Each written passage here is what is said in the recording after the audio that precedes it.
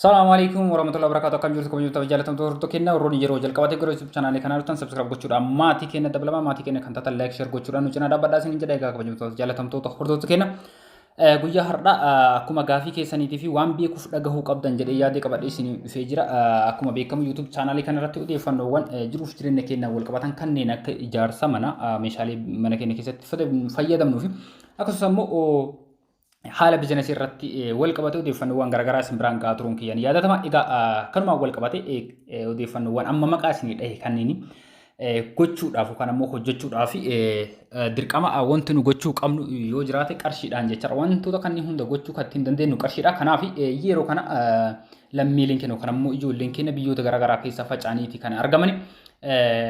Isa kana immoo bakka faca'amanii argaman kanatti qarshii isaanii gara biyyaa ergachuu yoo barbaadan karaa black marketiitiin karaa biyyaa ergachuu kan danda'ani. Kanaaf ani kanuma dhaabbachuudhaan biyyoota 12 qarshii isaanii gara biyyaatti black marketiidhaan ergachuu yoo barbaadan meeqaan sharfamaa jira kan jedhu odeeffannoo kana isin biraan gahuudhaaf dirqamee jira. Kanaaf hamma xumura qophii keenyaatti wajjin turaan affeerraa keenya jalqaba irratti USA doolaarri Ameerikaa tokko yeroo kana gabaa gurraachaanii meeqaan sharafamaa jira kan jedhuudhaaf deebiisa. Qarshii 117 sharafamaa jira yeroo kana gabaa irratti karaa black marketiitiin baankii irratti namoonni sharafachuu barbaadan qarshii 56 fi saantiba 60 sharafamaa jira. Kanaaf gidduu isaa akka jiru garaagarummaa guddaadha isiniin jechuu barbaadeeti. Kun kanumaan jira taansuudhaan ammoo lammaffaa irratti kan isin biraan gahu doolaara Awustiraaliyaati. Doolaarri Awustiraaliyaa tokko yeroo kana karaa black marketiitiin qarshii yookaan ammoo birrii Itoophiyaa 77tti sharafamaa jira. Baankiidhaan ammoo isa kana gadi kan ittiin sharafamaa jiru jechuudha. Taansuudhaan sadaffaa irratti paawundii Biritishiiti. Biritish paawundiin tokko yeroo kana black marketiidhaan qarshii 149 sharafamaa jira. Inni kun gama kanaan yookaan ammoo haala kanaan jiraachuusaa akka beektan isiniin jechuu barbaada. Egaa kabajamtoota jaalatamtoota hordoftoota keenya odeeffannoo gama baankiitiinis beekuu qaban namoonni jettan yoo jiraate koomentii jalatti na barreessuu hin dagatina. Kanaan alattis ammoo karaa keessaatiin seentanii gaafachuu ni dandeettan isiniin jechuu barbaada.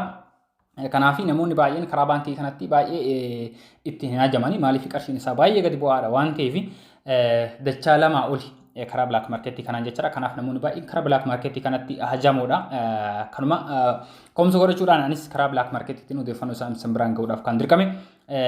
Ammoo ijoolleen yeroo dhiyoo gara biyyoota keessatti biyyoota arabaa kana deemtanii warroota hawaalaa yookaan ammoo warroota black marketii kan hojjetan argachuudhaaf baay'ee isin rakkisa waan ta'eef isaan kun ammoo dirqama karaa baankiitiin ergachuu qabda waan ta'eef odeeffannoo kana ni barbaada yoo ta'e karaa keessaatiin nagaafachuu ni dandeettan yookaan ammoo viidiyoo biraa kan jedhee isin dhiyeessuu barbaadanis koomentii jalatti barreessuun dagatinaa isin jechuu barbaada.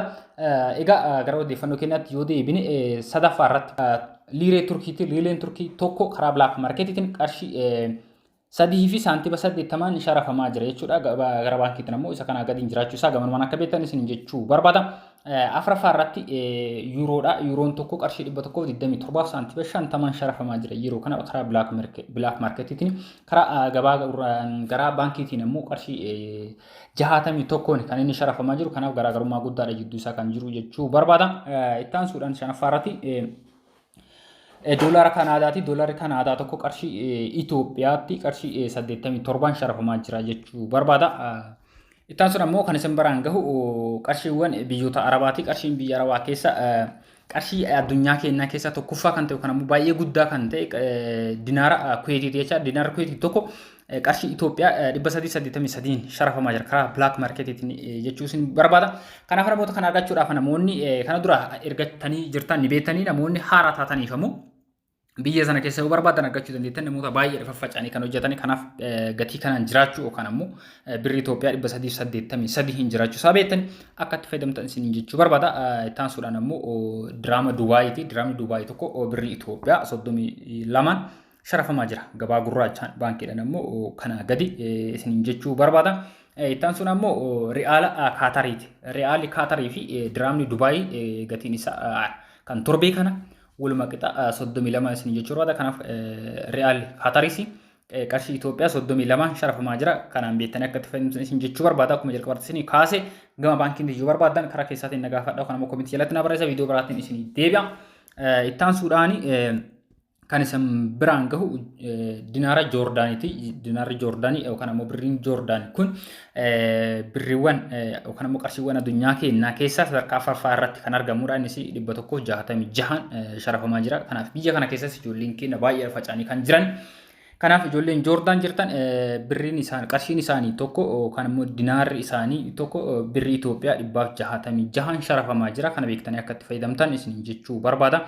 Itti aansuudhaan ammoo qarshii addunyaa keenya lammaffaa kan ta'e dinaara Baahreeniiti.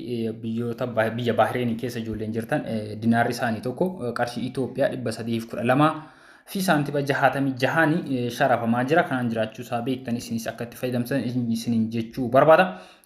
Itti aansuudhaan sadarkaa 11ffaa irratti kan isin dhiheesse Riyaala Suudi Arabiyaati. Riyaali Suudi Arabiyaa tokko birrii biyya keenyaatti karaa gabaa gurraachaa ta'u kan black marketidhaan qarshii 31 jira. Isa kanas kanaan jiraachuu isaa beektan akka itti fayyadamtan jechuu barbaada. Karaa baankiitiin ammoo kanaa gadi ta'uu isaa gamanumaan akka beektan isin jechuu barbaada. Itti aansuudhaan 12ffaa irratti kan isin biraan gahu Riyaala Oomaaniiti. Riyaalli Oomaanii birriiwwan addunyaa keenyaa keessa sadarkaa 3ffaa irratti kan argamu. Innis gabaa gurraachaan yeroo kana kan itti sharafamaa jiru birrii Itoophiyaa 306 jecha. Riyaalli isaanii tokko birriin isaanii Riyaala jedhama. Qarshii Itoophiyaatti yookaan immoo birrii Itoophiyaatti 306 sharafamaa jira. Ijoolleen biyya Oomaan keessa jirtan kanaan jiraachuu isaa beektanii akka itti fayyadamtan isin jechuu barbaada. Egaa odeeffannoo kana torbee keessatti al tokko isin biraan gahuun ni yaala. Torbee ittaanu keessa immoo kana gadi ta'a kana ol ta'a walumaa galatti haala inni irra jiru odeeffannoo isaa funaanadhee kan isin biraan gahu ta'a. Odeeffannoo kana mootuyyuu wanta qabatamaa ta'edha jechaadha. Kanaan jiraachuu isaa beektanii akka itti fayyadamtan isin jechuu barbaada. Akkuma jalqabatti isin kaase karaa baankiidhaatiin ni barbaannu kan ammoo odeeffannoo isaa beekuu ni barbaanna. Namoonni jettan yoo jiraate koomentii jalatti na barreessa. Isaanitti ammoo gaaffii koomensii yoo qabaattan koomentii jalatti barreessuu hin dagatina. Viidiyoon kun isin toleera yoo ta'e ammoo laayik gochuudhaan na agarsiisa isin jechuu barbaada. Odeeffannoo kana hiriyoota keessan biraan gahu namoonni barbaadan sheer godhaatii isaan biraan gahu YouTube chaanaalii keenya sabiskiraayib godhaatii nu faana tura. Odeeffannoo kanaaf kan kana fakkaatan kan biraas yeroo yerootti kan isin biraan gahu ta'a. Odeeffannoo guyyaa irraa qabadee isin dhufe kanuma hamma ammaa isin biraan gahaa ture kana waan ta'eef waan hordoftoonni galatoomaa galanii keessan dachaa dhabee durbaatiin hamma walitti deemuutti baay'ee.